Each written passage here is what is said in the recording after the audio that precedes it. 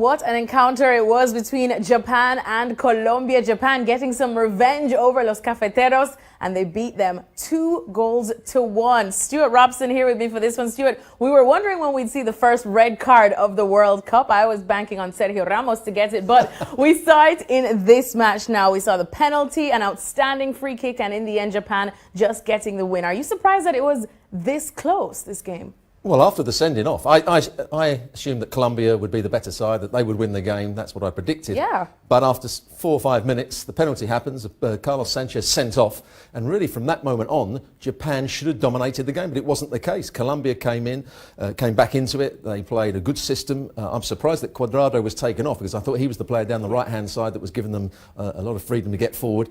But Peckham made a good decision. And what a free kick it was from Quintero, who's an outstanding player, and because of the sending off, he went from being the number 10 to playing a slightly deeper role, but he actually did quite well for his team, so I was surprised about that. Well, I know everyone was expecting Colombia to definitely bounce back in the second half. I was just expecting that goal. Even once Japan scored that second goal, I was still saying Colombia are still in it with a shout, possibly. Are you surprised? What was Japan doing so well to keep Colombia out? Well, they didn't do things particularly well in the first half. When they had the extra player, they didn't control the game. Colombia had as much of the possession as Japan did. But in the second half, Japan started to make that extra man count. It meant Colombia had to go deeper and deeper. They were trying to create chances.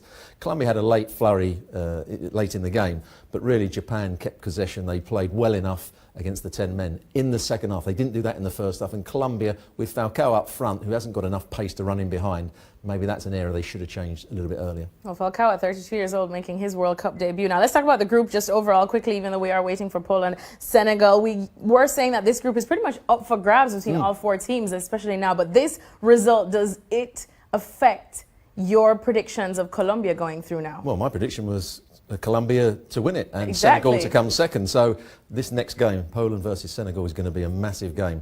Whoever wins that, I think, will be in pole position.